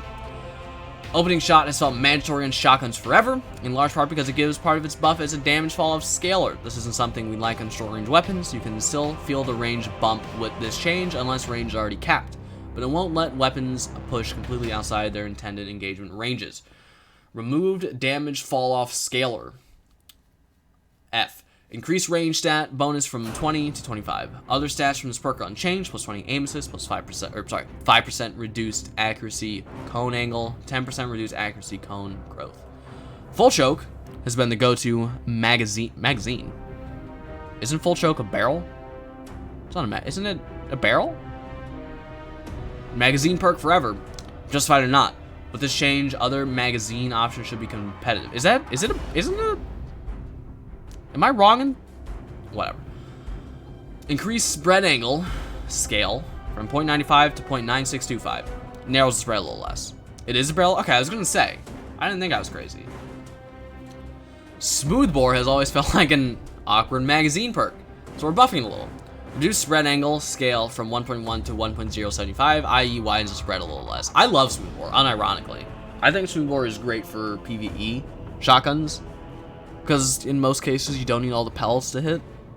And if you do need all the pellets to hit, you're probably running 1-2 punch and you're already close enough to melee, so who actually cares? Desperado is a strong perk in its current form, but we like to be able to put it on more weapons without breaking PvP. With this adjustment, it's still strong, has more PvE utility, and can be applied to pulse rifle subfamilies aside from high impact, if desired. Interesting. Increased fire recovery scaler from 0.415 to 0.7. Doesn't fire as fast with the perk active. Reduced duration from 7 to 6 seconds. Added a timer to the buff text. Nice. Any UI changes, big fan of every time. Remove the PvE damage penalty. Ooh, that's poggers. Air assault, here we go, was shelved a long time ago, but adding the airborne effect in the stat gave us the opportunity to turn it into a perk that actually does what it says in the description. With this change, airborne gunplay while wounded will be much more effective. Rebuild now grants up to plus 60 airborne effectiveness stat when wounded. Same trigger conditions as Eye of the Storm. Interesting. Had PvE damage penalty? Yeah, it did. Yeah. What was it? I don't know what the exact number was, but I just remember it had one. 20% penalty? It checks out. Like, I'm pretty sure it falls in the category if it's still a buff, you know? Like, it's still an increase in DPS. Just like a charge time masterwork for a linear fusion. But it did have a penalty to damage. That's why it felt so bad. I mean, I didn't think it felt bad in PvE. You know? But that stuff like that's pretty much, not always, but most of the time going to be the case with anything that affects the fire rate or impact. It was still a big buff, you know, 20% damage buff, and was it? It's 59% increased fire rate, 20% damage nerf. Still a buff in DPS. I think this is the caretaker music. I think this is the one. The Deserving, that's the name of the track. It comes. I will say, I'm very interested in this if it could roll in the first perk column and have Eye of the Storm in the second perk column. If I could have both airborne effectiveness, air assault and Eye of the Storm in the same gun for PvP, I would be very interested. Mulligan was never quite strong enough to warrant a pick previously, but buffing it would have been risky on special weapons. With this change, it's useful on rapid fire primary weapons where you don't expect every shot to hit. occupying a similar role to triple tap, but inverted. Increased chance to return ammo on a miss from 20 to 35% on primary ammo weapons, unchanged on special and heavy ammo weapons. Any perk that is designed around you failing doesn't feel good for the most part. So, probably still not going to be a pick for me. Gonna be honest. Bungie's gonna pretend Whisper doesn't exist? I don't know what you mean by that. I don't see how that applies here. I mean, it says heavy ammo weapons. It's a heavy ammo weapon that applies to it. Compulsive Reloader shifted a little weak. With this change, you can really feel the reload speed bump. Increased reload stat from 40 to 50 and added a 0.95x reload animation scaler. Dagio is allowing for a one-hit body shot kill with slug shotguns. I was very tempted to farm that out. While this is possible with other perks such as Swash, the investment required to trigger the perk is much too low for that power bump. With this change, a slug shotgun with a Dagio will be less of a monster in PvP, but will still be able to get headshot kills at greater ranges with the perk active. Reduce the damage bonus for shotguns from 30% to 20%. Noted. Just realized there was no buff for Whisper. I mean, yeah, Whisper currently is decent. Like, let's not say Whisper is bad right now. Whisper currently is okay. It's decent. It's good, you know? The problem with it, as opposed to literally any other heavy weapon, is that it requires you to be perfect. In order for Whisper to be good, it either needs to change how it works entirely and stay at the same efficacy, or make it meta. Make it meta. There's not really much of an in-between. Yeah, there's also no bosses at the moment where you really want to use it. It is just that Sleeper overshadows it. I mean, yeah, because Sleeper doesn't require you to hit every single shot. It still sucks when you miss a shot, but it's not thrown in the garbage bin as soon as you miss one. You know what I mean? That's the problem with Sleeper, or the problem with Whisper, is that it requires perfect aiming every single time. Whereas other good heavy weapons, you have some room for error. And in pretty much every fight where you want a precision weapon right now, you could just go with the ones that give you room for error, because you're probably going to have some error. It's way less lenient, yeah. And if you end up buffing the damage on it, we're just going back into a sleeper meta, which or not sleeper meta, a whisper meta, which I don't really know if anyone particularly wants that. I'm not against it, but like it's been around since 7 years. Before I would say I want a damage increase to it, I would want a boss fight where it's actually good. Not Rolk, not Caretaker, one where it's like a Scourge boss essentially. Which at the same time, I don't want another boss like that because I'd rather not shoot an an unmoving, boring boss that just sits there and lets you shoot them. Go do Riven right now and see if it's good. You can, yeah. Like there is at least one fight in the game, you know, Riven, where it's viable, and like, I do know that Whisper isn't bad, you know, it's in an okay spot. The problem is just that the current fights don't apply to it. Old ones like Riven and Morgeth 2 do, so you could go use it on them. And even if you do try to use it on the current fights, the ease of use of it is still the problem. You know, it's a struggle. It's a struggle. Because they're moving around a bunch, so. I don't think it needs a buff. Just doesn't have much to apply to right now. So. Moving on, before I get too stuck on that. Reduce the damage bonus for shotguns from 30 to 20 on dodge was where we left off. Mods. Icarus Grip will now grant the airborne effectiveness stat instead of its previous airborne accuracy penalty scaler.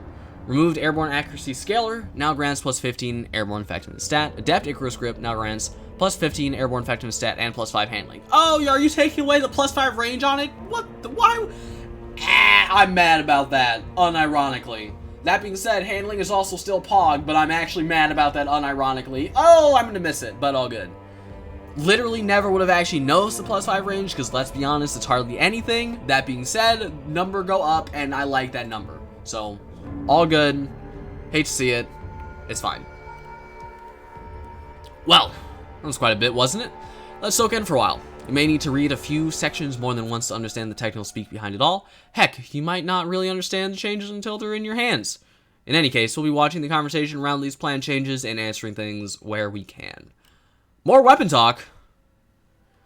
Well, the following isn't about weapon tuning. We felt it was important to bundle the following with a mega TWAB of upcoming sandbox information to keep players like you in the know. Just before last season ended, we announced a list of weapons that would be rotating out of Destiny 2 activities with little time to spare. Some of these weapons could be seen as powerhouses in previous sandbox metas, while others were just happy to be included. Next season, and the season after, will be no different.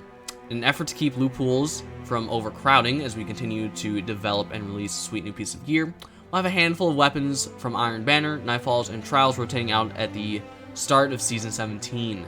We're also including a list of weapons that will be rotating out in Season 18 in hopes of giving you a full season to target anything that might be missing from your collections. Before I read them, I'm glad that they're telling us the Season 18 weapons that will be rotating out way in advance. I wish they did that with Season 17. You know, like, I get there's so many legitimate reasons as to why they couldn't. There's a billion legitimate reasons as to why they couldn't. I'm not complaining, like, I'm not actually upset about it or anything. I just wish we knew ahead of time, you know? It's not anyone's fault. Not actually upset at anyone, but it sucks that we couldn't see them in advance. What is this? Destiny community jumping to conclusions. Yeah, pretty much. Now, that being said, I'm only going to talk about them in my stream. I'm not going to go post them on Twitter or Reddit, because F that noise. I'm keeping my conclusions and my theories to here, to my place. I'm not going to go spread them in public places. Which is a public place, but it's my public place. Leaving loopholes at the beginning of Season 17, Iron Banner included Finality and the Finite Impactor. Nightfalls, Comedian, Gab. Sound the Gab alarm. Sound the Gab alarm. Pally's going away next season. Sound the Gab alarm. Uh-oh. Oh no. Gab, gotta get GM ready. The grace period of doing them next season is gone. Are they... Hold on. When are they dropping next? Hold on.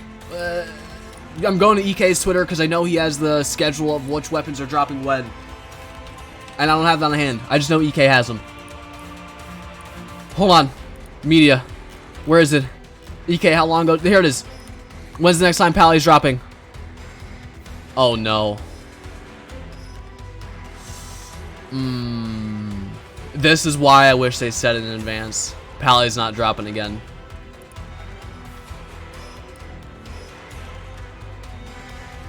Pally's not dropping again.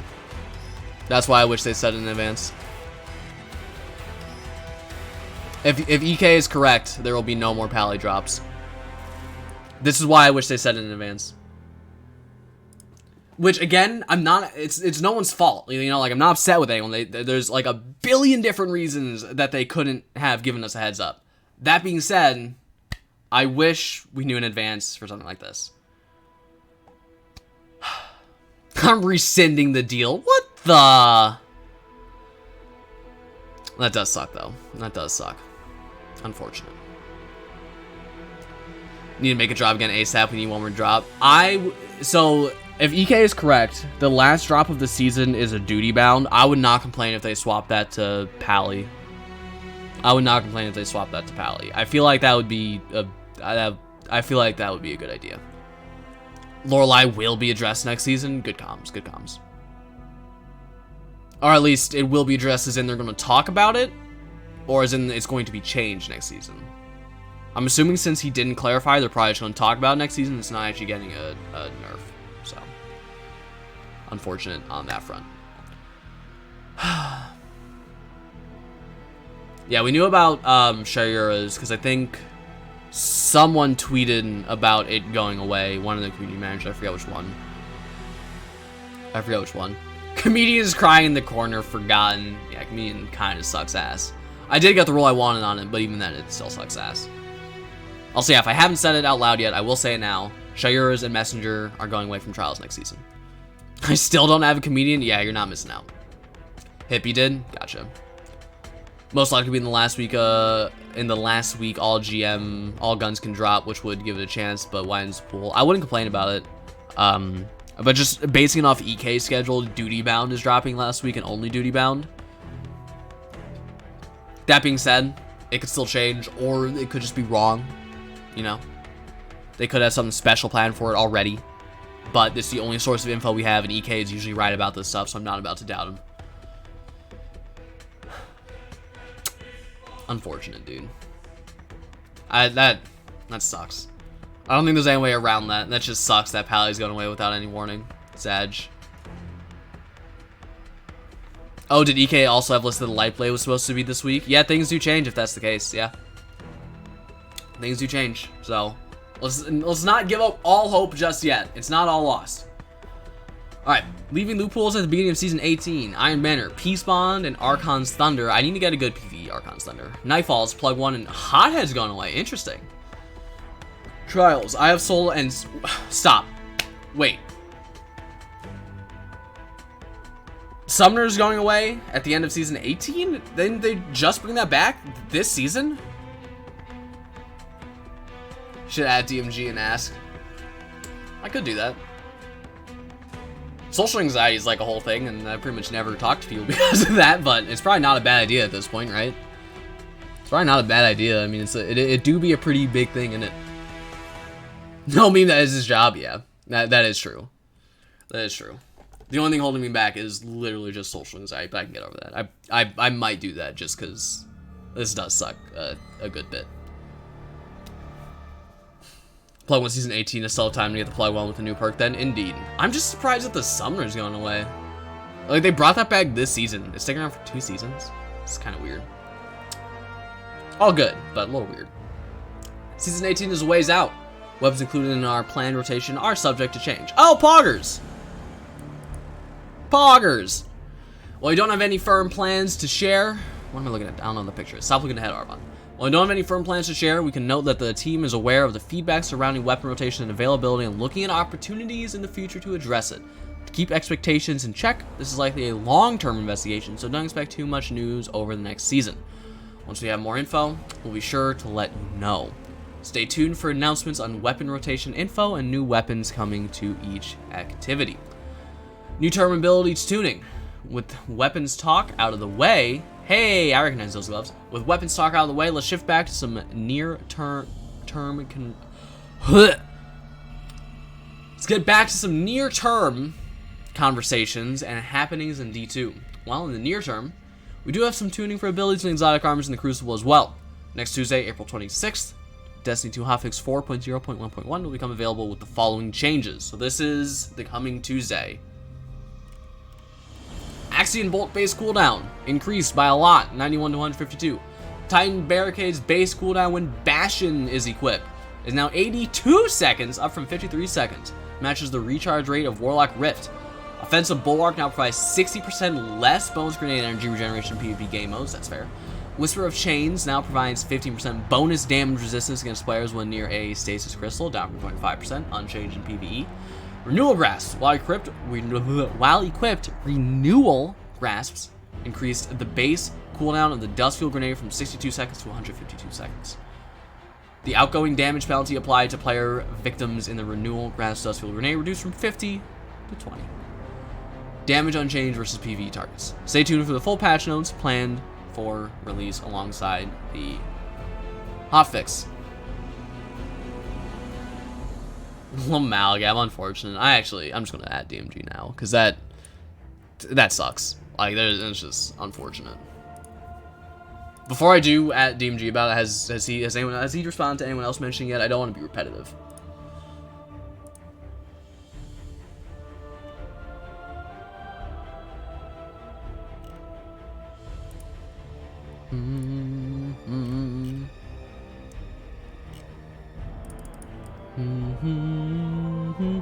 Looking through it doesn't seem like it. Alright.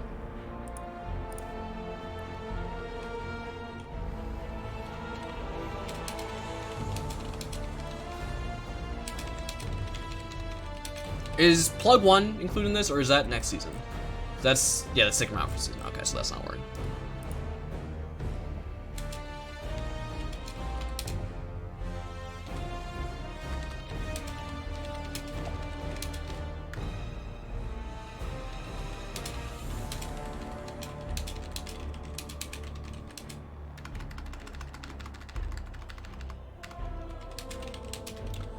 Not sure if anyone's mentioned this yet, but with Pally going away next season, are there any plans to have it drop from the Nightfall again this season?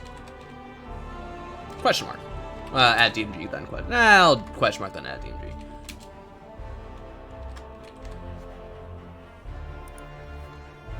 Unsure if anyone's mentioned this yet, but with Pally going away next season, are there any plans to have it drop from the Nightfall again this season? Noted. Poggers. He has a thread. Wait, is there a thread about it already before I hit tweet? Is there a thing on it, Gab? Well, I said if I'm unsure if this has been mentioned yet. People are bitching about special nerf. That's dumb. Don't listen to him. It's a good nerf.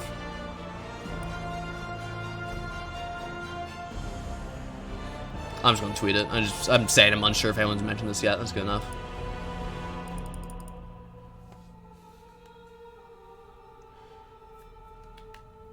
Cool. Ooh, unfortunate. Hold on, let me print it again. About question for the TWAB, I'm not sure if you're on that one. Gotcha. Is that what Hochi just tweeted? Or tried to link? Big TWAB, ask question, we'll answer what we can when we can. Oh. Well, I should have put that in there. Oh well.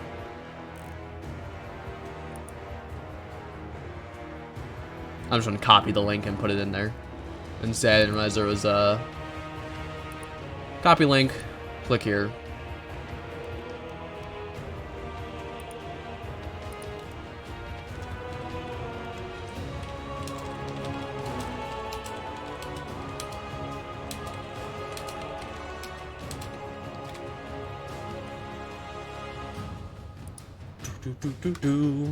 Song is a bop, dude. Bum bum bum bum bum bum bum bum bum bum bum.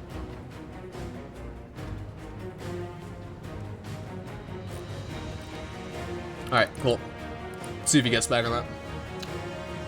Kinda am slightly upset at the special nerf. It is fun to run around with specials out, but I can understand that isn't the most fun to see all the time. I'm not upset enough to be mad about it. I don't play a lot of Crucible anyways. I love your opinion because you're level-headed about it, and most people aren't. No, don't change. That's great. That's actually fantastic. I love that. Like, this isn't a meme. That you're great. You're great. I love that. There's so many people who are like, nah, special nerf bad, just dumb and stupid, and I hate it. So I'm reading that, breath of fresh air. Thank you for that. I love that. This is Insurrection Apple. It is Mario Party Superstars. I'm fairly certain it is Mario Party Superstars. Yes. Pretty sure that is the one. Pretty sure that is the one. All right, back to it. Before we get more off topic. Gambit Labs, everyone's favorite. I do unironically love Gambit, but you know, what's this about Mario Party? Gab wanted to do Mario Party on her birthday. So that's what we're doing. We're going to finally finish a game. Good question. Good question. Alright. Looking at next week, we also have our second run of Gambit Labs coming into play. Invasion swaps went off well, giving us great data and feedback on moat dunking, invasion cadence, and primal healing in a world where you invited opponents onto your playing field when hitting certain thresholds. For this edition of Labs, we'll be experimenting with Moat Thieves starting April 26th. I unironically loved the previous Gambit Labs because it took away so much stress. And I think that is exactly what Gambit needs. For a core playlist to not be as stressful as Gambit. I just think it needs so much less stress, and it took away stress, and that made me happy. Not much has changed since our original Labs announcement. Fundamentally, the original concept of the Invader was a guardian as taken terror, overpowered and dangerous. Something new to have to fight. While that's very compelling, we don't believe it is the only compelling Invader fantasy. Believe the sneaky Moat Thief is worth exploring too. Normal moat drain from having 2 blockers is disabled. Instead, every second the invader is invading, 1 moat drains directly from your bank to the invader's bank. How this is used all banks on, pun intended, on how many moats are drained, like per second. Because, like, with the Gambit Prime Invader gear, if you were sitting on the bank spot, you, did drain motes, but very slowly. Very slowly. If it's that slow, then it should theoretically still promote engagements, because you're going to find way more success just from killing a Guardian. If it's like you drain a mote every second, the Invader's gonna hide the whole time. As long as it's not that quick, I think we're big chillin'. One's fun, the other labs personally hope this is gonna be interesting. I'm hopeful for it. I am hopeful. I will say, the other labs was not interesting. It was kind of boring. There was not going on in it. I was just happy that it was less stressful. But in terms of, like, actual content, there was, like, nothing happening. This might be on the other side of that page, though. Keep in mind, invaders need to be near... Oh. I should have just read the next line. They're not going to hide the whole time because they can't. Keep in mind, invaders need to be near the bank in order to drain motes. So don't be too much of a hide-and-seek affair. Do you prioritize clearing the active front of enemies, or do you help your teammates address a beefed-up Titan, relaxing behind their barricade, looking to steal some of your hard-earned motes? Hunters may throw a smoke bomb or two in an effort to jam up your radar, while Warlocks could throw a strategically placed wall of radiance directly above your bank, making it easier to fight alongside the taken blockers they just sent over. Did you, like, actually steal them? Does it go to your side? Every second the invader is invading, one mote drains directly from your bank into the invader's bank. Interesting, yeah. I didn't pick up on that. Interesting. Interesting. We're looking forward to your feedback, and we'll be watching the conversation throughout the week.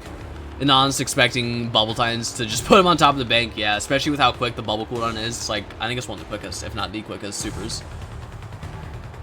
I wonder if there is something the invading team gets to help find invaders, because otherwise it's just going to be infinite invis hunters just sitting there draining motes until they get pulled back.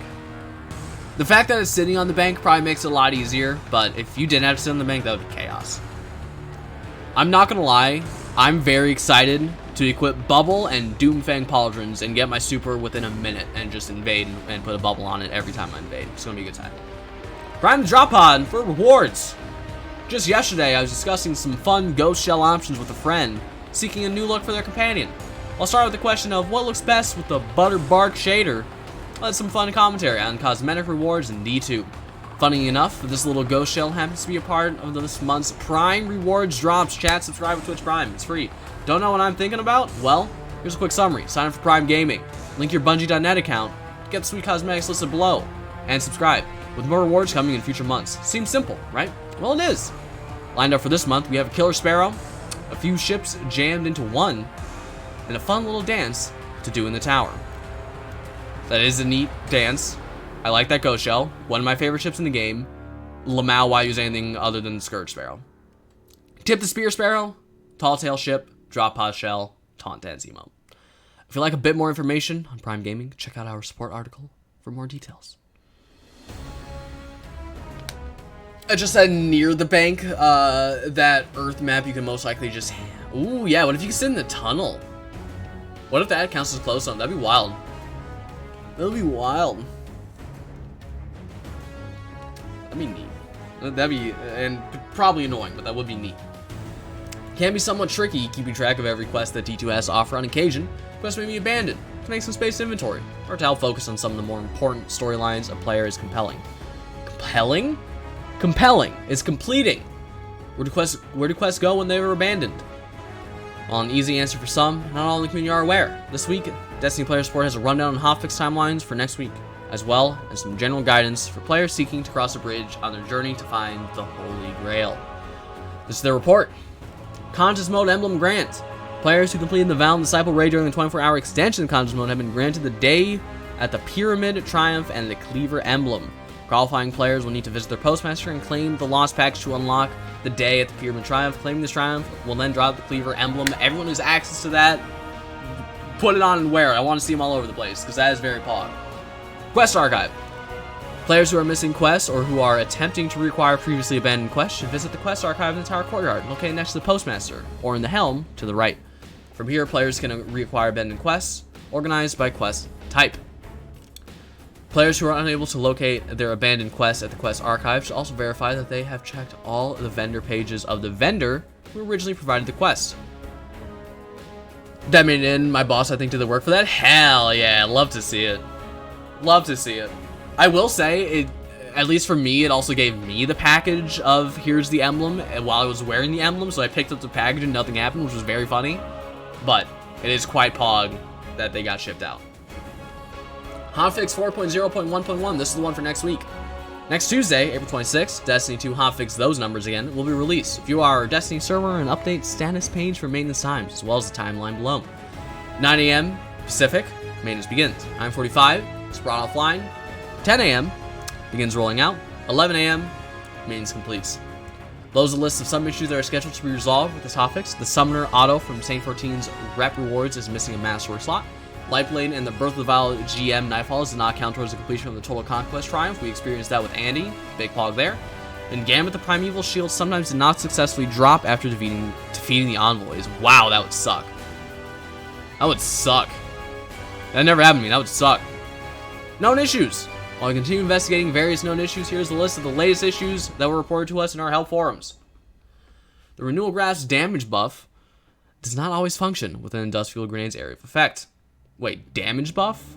Like damage reduction buff? Wait, damage buff. It doesn't give a damage buff, Arden. I thought it's just enemies do less damage and you take less. Whatever. I'm reading into it too much. It's fine. Sweet Star Auto Rifle has an overly bright muzzle flash. Words in text chat may display vertically. This can be resolved while restarting DT. No, don't fix that. That's hilarious, please. Don't fix it. It's so good. I love it. It's hilarious.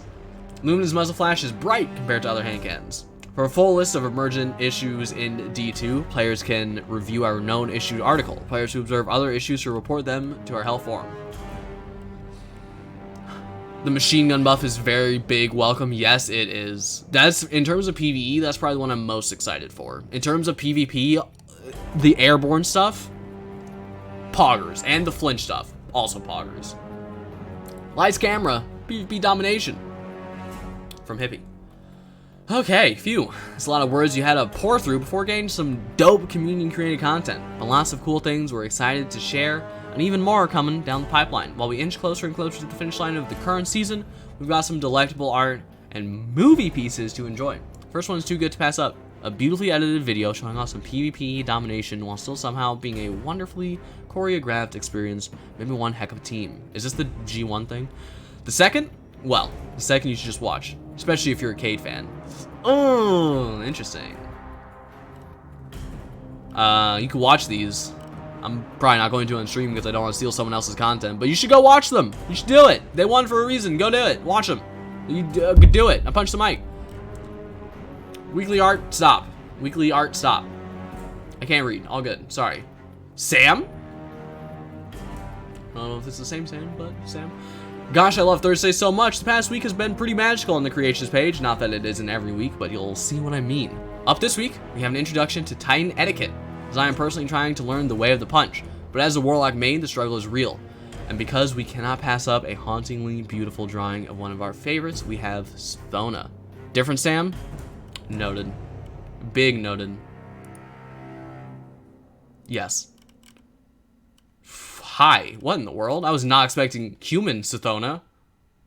Noted. That's creepy, and I love it. That's great. Poggers. Mrs. Queen Bartley, I do recognize that username.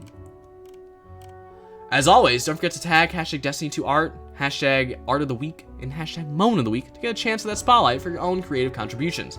Plus, we just love to see them, so keep them coming. 7 is the magic number. Depending on when you're reading this, Trials is returning tomorrow after a short hiatus. It'll be another Labs weekend featuring zone captures. Last time Trials was available, a pesky little bug had slipped in, granting a few additional adept rewards to players on confidence passages. Well, good news! This was sort of a feature, kind of, a little bit. It's not a bug, it's a feature. While we discussed this in the patch notes on Tuesday, I still wanted to take a moment to highlight this change. Over the last few seasons, we've seen some great feedback and data on Trials rewards. One piece of feedback specifically speaks to the Flawless pool that's enabled each Sunday. Well, this creates a more welcoming environment for those of different skill levels in the non-Flawless pool. We've heard feedback from those in the Flawless pool that things feel a bit more competitive without much of a change to rewards output. This is true. Moving forward, any player in the Flawless pool who is at the 7th win of a given patch will have chances for Adept weapons to drop post-match.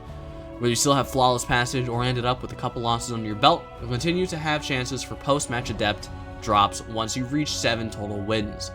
We've been working on the change for a bit, but a small issue led us to backing out the change just before Season 16 began. Through that process, an alternate bug was introduced on confidence passages, giving a slight preview of changes to come. Pardon our dust. In any case, we're looking forward to watching the feedback roll in this weekend. I've heard this reward might be desirable for those who enjoy longer views on the battlefield. I never did snag a good roll on Redacted, so I'll be spending some time in there this weekend. Maybe I'll see you out there. So what? Scout? Sniper? Linear? One of them, probably? With this 9K, our editor rounds up, behemoth of a blog article in the bag, I'm taking a few weeks off to relax in the rain, sun, you never really know during a Seattle spring. Whatever the weather, it'll be nice to spend some time focusing on physical and mental health. Very important. There's not a single doubt in my mind that I'll play some Destiny, especially with some events on the way. Fun events on the way. I think I might have left out the fun. Ignore me, I can't speak English. But I might just hop in a car and start driving without a specific destination in mind. That would stress me out a lot, I'm not gonna lie to you. Maybe I'll end up on a mountain. Maybe I'll take a walk on the beach. Who knows where the road will take me? Now that we have more hands on the community team, we each have a few more opportunities to take a breather. I hope you're able to find some time this year for the same. Be kind to yourselves, to each other, and I'll see you again soon. Cheers, DMG04.